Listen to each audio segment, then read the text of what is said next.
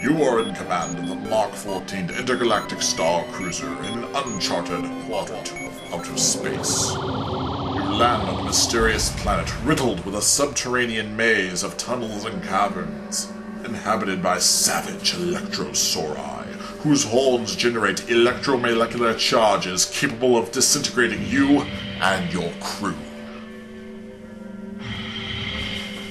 Your photon ray pistol is activated. The iridescent eyes of the electrosauri light the cavern walls with eerie flashes as they stalk you. Warning! Beware the savage attack of the shaggy marsupials.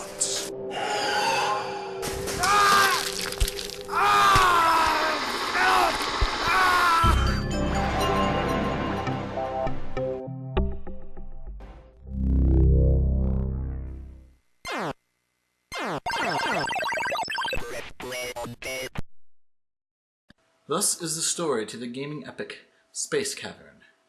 Hi, Video Commander here, and Space Cavern was programmed for the greatest game console ever created. Ever. The Atari 2600. Okay, so maybe it's not the greatest. After all, it wasn't the overamped, steroid-injected graphical powerhouse that was the Sega CD. Or the next level of gameplay revolution introduced by the innovative tech geniuses behind Panasonic's 3DO. But it certainly was the most popular. It survived from 1977 to 1992, making it the longest-lasting console ever built in this proud nation of ours. America. Land of the free, and home of the also free and formerly brave. But back to Space Cavern. Space Cavern was Apollo's third video game release.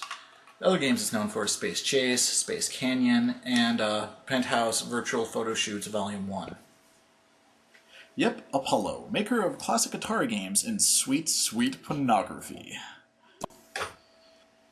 To be fair, Apollo had been bought out several times after the 1983 game crash, long before that game ever saw the light of day on the 3DO. Still, the company that brought us such great classics like Shark Attack and Lost Luggage, to think that they had the vision to embrace the adult demographic. Well, not to tell you, it gives me a shining ray of hope in these dark, puritanical times. But back to Space Cavern.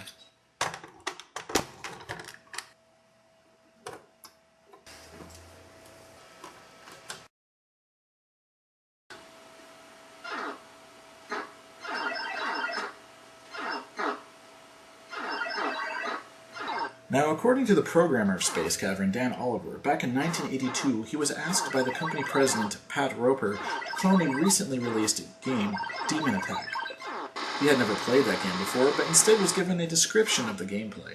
Now, Demon Attack looks like this, and Space Cavern looks like this.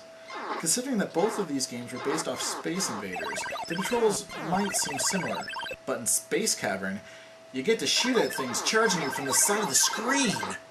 Wow! Can you even imagine?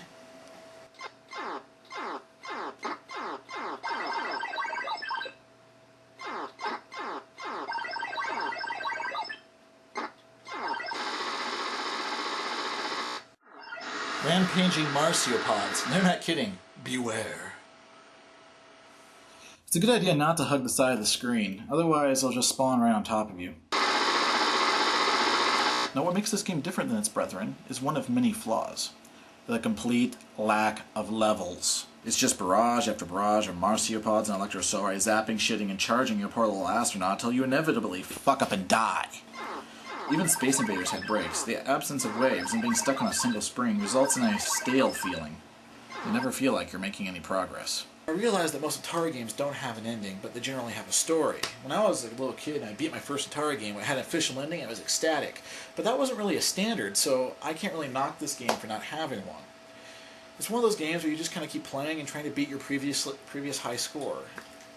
So, you know, it worked for Missile Command, but, yeah. I guess the controls are fine. Left and right work normally. However, in order to fire left, you have to push up. In order to fire right, you have to push down. In order to fire up, you hit the fire button by itself. It doesn't really get in the way, it just takes some getting used to.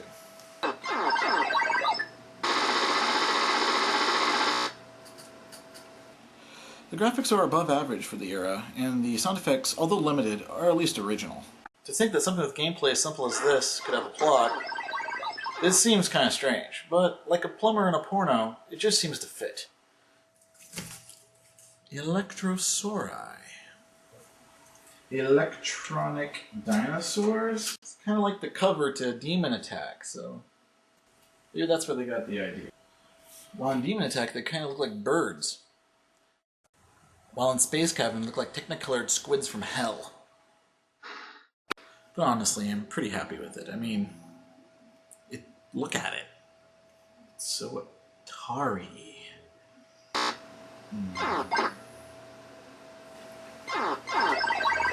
But in the end, I give Space Cavern 5.8 out of 10.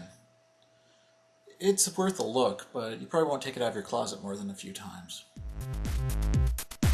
Space Cavern on a 10-point scale. Graphics 8, sound 6, controls 5, story 5, replay value 5, bringing it to a grand total of 5.8 out of 10.